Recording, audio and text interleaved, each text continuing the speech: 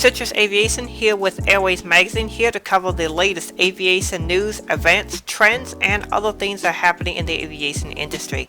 So follow along here with the staff at Airways magazine to see what is going on in aviation. Subscribe down below, turn on notifications to stay up to date with new videos. Don't forget to drop a like and maybe leave a comment on your way out. With that being said, let's get started with today's video. The Gulfstream G700 versus the Bombardier Global 7500. Which aircraft is better?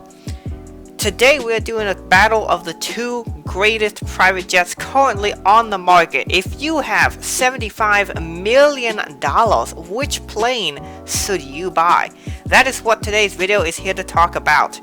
So with that being said, we're going to get started with the older of the two aircraft, the Bombardier Global 7500. But do not mistake this aircraft as an old airplane. This aircraft, while it is slightly older than the Gulfstream, is still very high tech and features the latest luxuries and technologies for business and wealthy individuals. This aircraft includes the most modern cockpits currently available from Bombardier. If this cockpit looks like it came from Airbus, that's because much of it is actually developed in partnership with Airbus, and so uses their most advanced fly-by-wire system and the stick controls on the side. The aircraft comes in at a whopping $73 million. It's $2 million cheaper than the Gulfstream, which could be a buying decision. The aircraft features a large cavernous cabin which can have 19 passengers comfortably seated.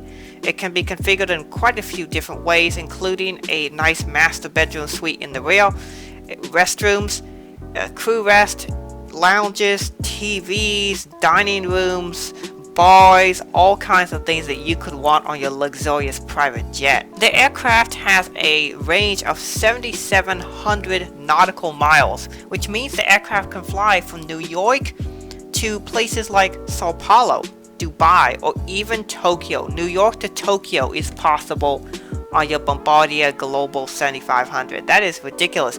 Most airliners can't even do that, and yet this luxurious private jet can. The aircraft started going into service with its prestigious buyers starting in June 2019, with currently estimated around 60 of the aircraft type have been delivered.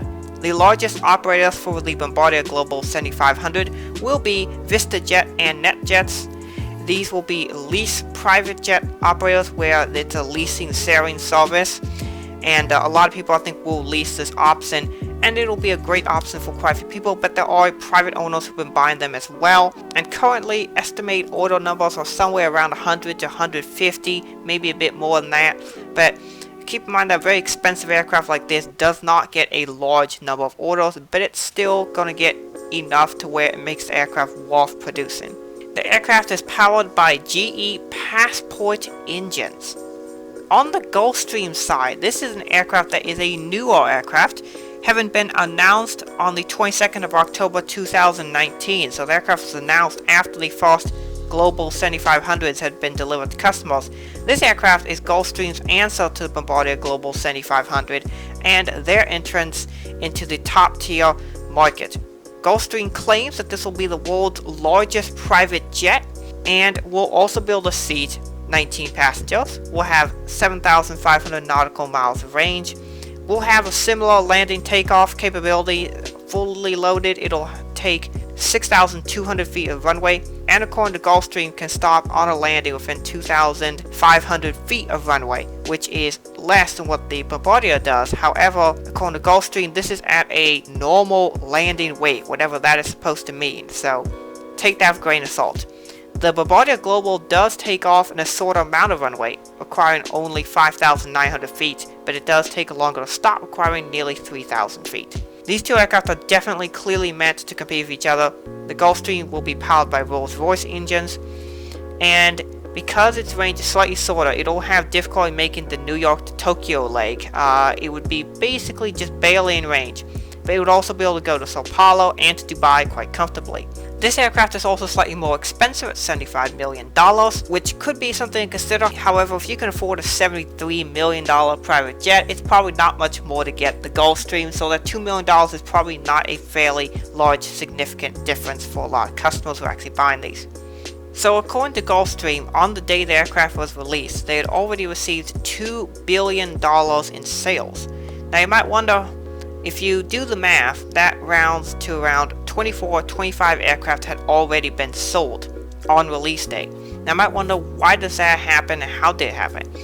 Well, a lot of luxury products like high-end and exclusive cars, watches, aircraft, whatever it is that we're talking about, it's something where the very upscale companies will often have partnerships and relationships with their really prestigious customers or their customers who buy a lot of products from them, and will offer them inside scoops into upcoming products and also give them an opportunity to resolve an item even before it's released. In fact, they often get insider information on it and what the product's going to be before the general public knows. And that is probably what happened here in this case, that 25 customers were allowed to know about the aircraft months or even years in advance, and were allowed to send in what's called a letter of intent, or something like that. Some sort of basically written statement that says they are interested in getting this item and that they would like to be on the list. And in many cases, they will often do an early deposit for the item as well. In this case, the Gulfstream is mostly likely to sell to private owners, although NetJets and VistaJet will also be getting some as well. Currently, none have been delivered to customers. However, the first 4 prototypes have come out. These aircraft are registered as November 700 Golf Alpha, November 703 Golf Alpha, November 704 Golf Alpha, and November 705 Golf Alpha. You can probably expect deliveries to begin later this year or early next year, and I'm very excited to see this aircraft fly in the skies. And with that being said, because these aircraft are so similar in statistics, it's basically mostly down to customer choice. So with these wealthy individuals or corporations that are buying this aircraft, how will they choose the aircraft? And this is most likely going to be based on either which aircraft fits their needs more in certain areas, or which company can provide them a more boutique experience that they've had a better customer relationship with. And that's probably what's going to decide which one a customer will buy, or maybe which one the customer likes more. And in my opinion, if I had to pick one that I like better, I personally prefer the Gulfstream G700 just a bit over the Global 7500, because I think it's a much more handsome, better looking aircraft. The Global 7500 is nice, it's got a nice industrial design to it, but I think the Gulfstream just kind of has that luxuriousness about it with everything that's styled on it, and I think that looks super awesome. And that's what I would pick if I had $75 million to spend on an airplane. What would you spend your $75 million?